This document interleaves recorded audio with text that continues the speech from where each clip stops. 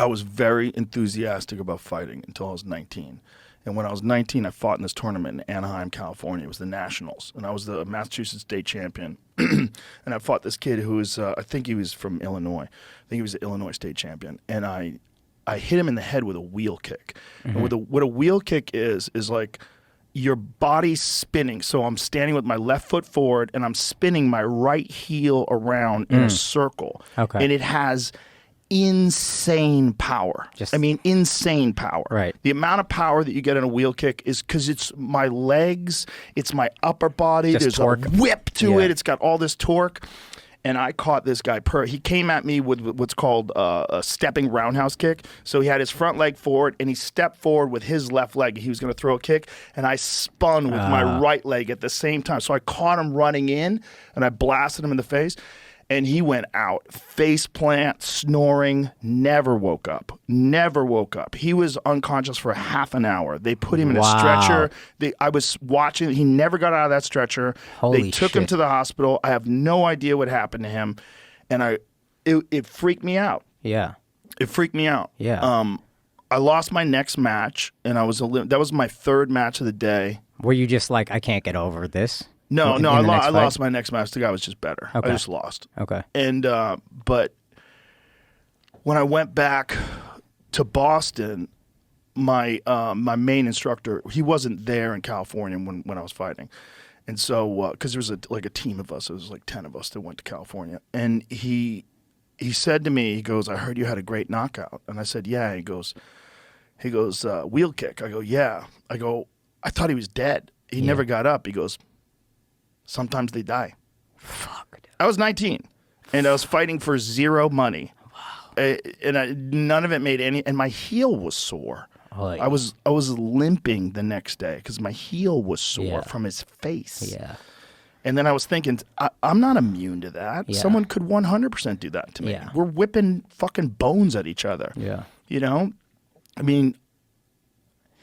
It changed my feeling about it. I didn't have the same enthusiasm after that. That was probably like the beginning of the end for me. I fought for a couple more years, but it was like, that was kind of it. I was kind of like, what? Was your aspiration before that to be like a world champion I wanted to fighter? be in the Olympics.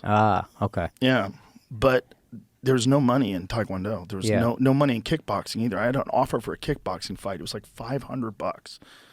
Boy. But and then if I fought professional, then I could never fight amateur again because now I'm a professional. So okay. it was like $500. It was like $500 to train for like 2 months and maybe get pummeled. Yeah. You know, maybe get brain damage, maybe get my nose shattered. Yeah. You know, maybe get my ribs kicked in. Like, and that's the beginning of the stand-up career, essentially? Well, I was doing both at the same time as well, which was also a problem because I knew I wasn't as committed to fight. But it really began with that 19-year-old when I knocked that dude out. Yeah. That was the beginning of the end. And then it was like later on, it was headaches from kickboxing. Oh, wow. I was getting a lot of headaches. I was getting headaches. Like after sparring, I would be lying in bed and my brain would just be throbbing, just boom, boom, boom. And I remember thinking, what am I doing? Yeah. Like, am I ruining my brain? Yeah. Because I knew a lot of guys who their brain got ruined. And it didn't seem like they realized it.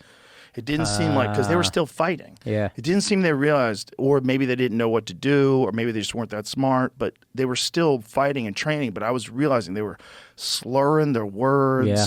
And there's just this clear evidence that something was off. Yeah. And I was like, oh my God, is that happening to me? Is that going to happen to me? Yeah. You know? And then there's also, later on I realized there's also other side effects of that, which is like impulsiveness, gambling addiction. Yeah. People get crazy. They start doing a lot of drugs. They drink a lot. A lot of guys become drunks because they're just trying to feel good. Yeah. They just feel terrible all the time. Yeah, and we had no idea about any of this back then. You were in a fog of depression. Yeah. Because people thought back then punch drunk was a thing. That was real. Everybody knew a guy, but no one worried about it up until it was obvious. Right. You know, and no one worried about, there's a subconcussive traumatic brain injuries that cause a lot of CTE, which is chronic traumatic encephalopathy. Right. And that's the thing that makes people kill themselves and do wild shit and lose their fucking mind. But soccer players get that. Man, I know. It's from so, heading the ball. I've heard this, and it's so crazy how delicate the brain is. We don't think about it. Super delicate. Yeah. It's super delicate. And that's why I tell my friends that they still like to spar. I was like, man, I know it's fun. I know it's fun to spar.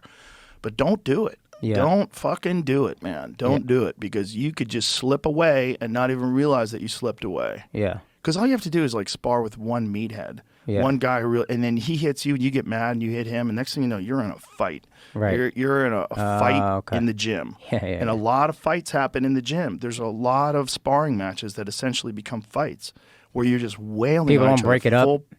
No, most gyms don't. Right. It depends on the gym. I mean, a really good gym will break it up, especially if someone's better than the other person and they're wailing on them. A really good gym will stop that. Yeah. But a really good gym will not want you to spar like that most of the time anyway. Most of the time they want you to what they call technical spar. So you're just kind of like, you're hitting each other, but you're not like full blasting each other. You're just getting timing in.